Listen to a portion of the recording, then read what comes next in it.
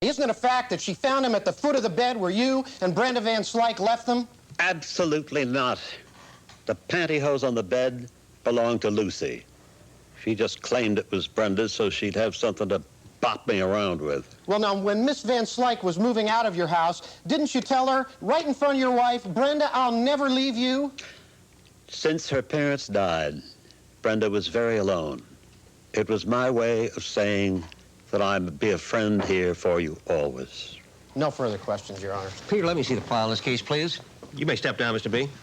While John B. leaves the stand, we have time for a break.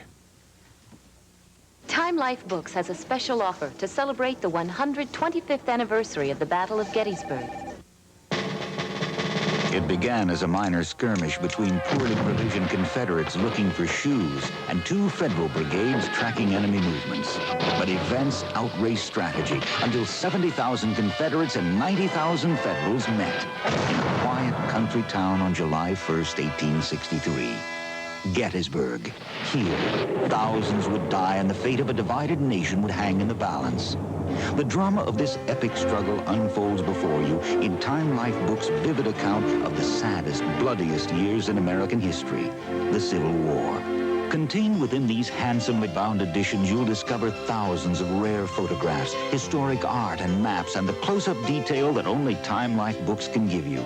You'll meet General George Custer, one of the Union's youngest generals who led reckless cavalry charges, emerging unscathed, only to meet his end at the hands of a different enemy. With Time Life Books, you'll not only understand the strategies of war, but through first-hand accounts, journals, and letters, you'll relive the glory and horror of Bull Run, Antietam, Shiloh, Gettysburg, the Civil War.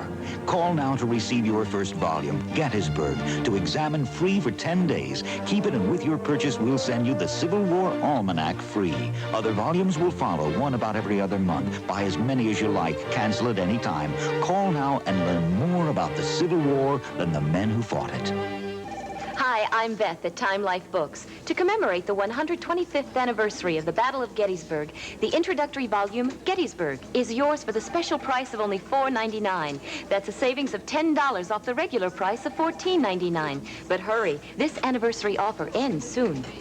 So call 1-800-445-4300. That's 1-800-445-4300. We return now to divorce court. About to testify in behalf of John B. is Brenda Van Slyke. I do. All right, let me hear from Miss Van Slyke.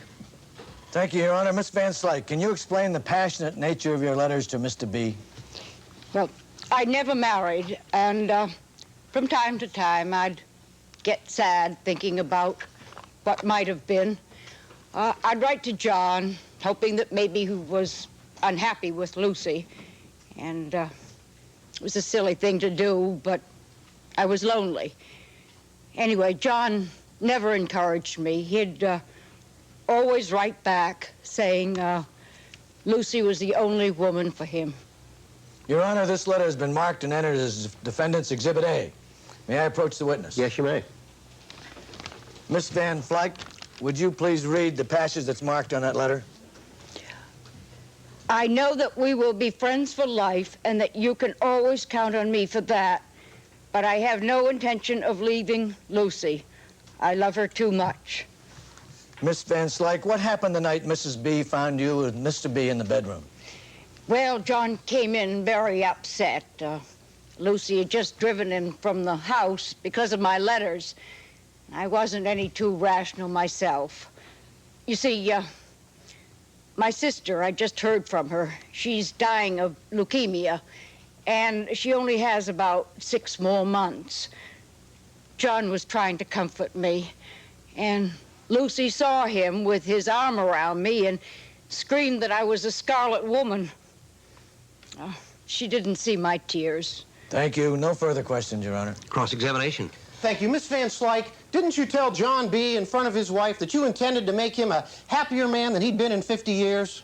Oh, yes, but that was after Lucy told John that he was a no-good, sexless moron. I told John he was a good man, and he didn't have to accept treatment like that from anyone. Well, now, you've also told the court that your sister's dying of leukemia, and we've called all the hospitals in this county. In fact, we've checked with all the hospitals in the neighboring counties, and we can't find her anywhere. Perhaps now you can tell the court just where your sister is. Oh, dear. Well, Come on now, Miss Van Slyke. Isn't it true that this whole fiction about your sister's illness is simply a convenient cover-up for your adultery with John B.? No. And the truth is that you and John B. intend now to go off and spend your golden years together. Isn't that right? No, it's not true. I mean, it's true. What do you mean, Mrs. Van Slyke? Just where is the truth here? I won't be spending my golden years with John or anyone else. It's not my sister who's dying. She's been dead for 3 years. It's me. Oh, Brenda, why didn't you tell me? Yes, Mrs. Van Slyke, I think we'd all like to know. Well, I knew I was sick when I first got to John and Lucy's house. I told them that I was going to see my sister because, well, that covered my visits to the doctor and the hospital. But I didn't know I had only so little time until that day John found me at my apartment. I wanted friendship, not pity. I'm sorry, John. I didn't mean to cause you all this trouble. When you told me that you and Lucy were through, I should have told you then, but I guess my heart got the better of me. Oh, Brenda. I think all of our questions have been answered, Your Honor. Mrs. Van Slyke, you may step down. I'd like to see counsel in chambers, please. While Judge Keene confers with the attorneys, we have time for a short break. You know that Roto-Rooter is the one name to remember when you have a clogged sewer, sink, or drain. And you know you can count on us for fast service. On most calls, we get to your home in 1 hour. That's right, 1 hour service from Roto-Rooter. Expert sewer and drain cleaning, and 1 hour service from me, your Roto-Rooter man. See? Right on time. And away go troubles down the drain. Roto-Rooter. Jerry, your Cheap Thrills combos for just $2.99. Every day, a different meal. Why? People like to eat different things. Well, kind of like a variety thing, huh? Yeah, hey, let's take a look at this clip of Tuesday's steak and cheese sub special, okay? Now, these combos are available for lunch and dinner. How come? People like to eat at different times. I never thought about that. That is so true. If I didn't work on Citrus Hill, I would have thought my kids get enough calcium. But just because you give them milk and cheese doesn't mean they finish it. What we did was add bone-building calcium to 100% pure orange juice. Fresh, delicious juice, so you know your kids will drink it. Valerie loves it. To her, it's juice. To me, it's calcium she needs. Clara Nin makes Citrus Hill Plus calcium for her family and for yours.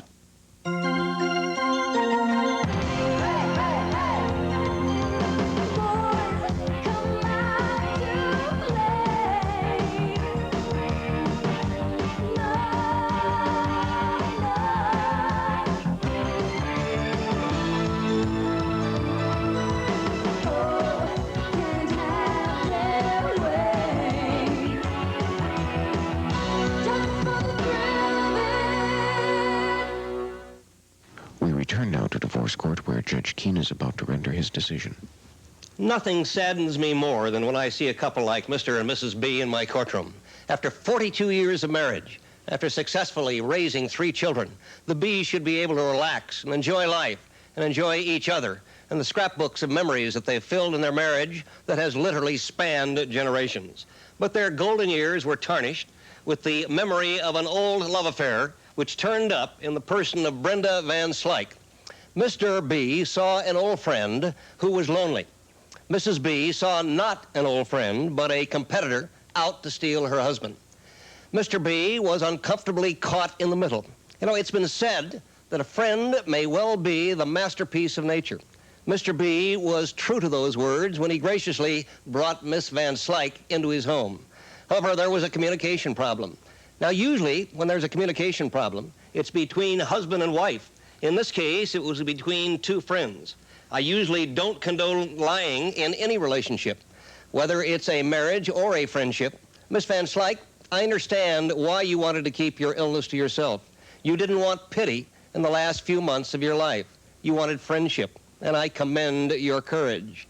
But had you told John and Lucy B. the truth, we would not have been here today. And from Lucy B.'s reaction, I'm happy to say that you not only have an old friend in John B., but you have a new one in Lucy B. She's asked me to invite you to live with them. That's right, I said them. The B's have asked me to drop this divorce, and I have happily agreed to do so. Now, Mr. and Mrs. B, I have a message from your respective lawyers, Senator Beverly and his son William. They are willing to waive their legal fees if you will apply them to a second honeymoon in Hawaii. It's getting late, and you can still make the travel agency if you hurry. Senator Beverly, when you get back to the state capitol, just remember, it's tough being down here in the trenches, isn't it? This court stands in recess.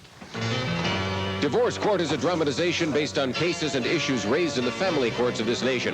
None of the participants knows the outcome of the case before hearing Judge Keene's decision. The jurisdiction is a combination of laws of all 50 states. Therefore, the laws of your community may differ. The cases are argued by attorneys and presided over by Judge William Keene, who served on the Superior Court of California for 18 years.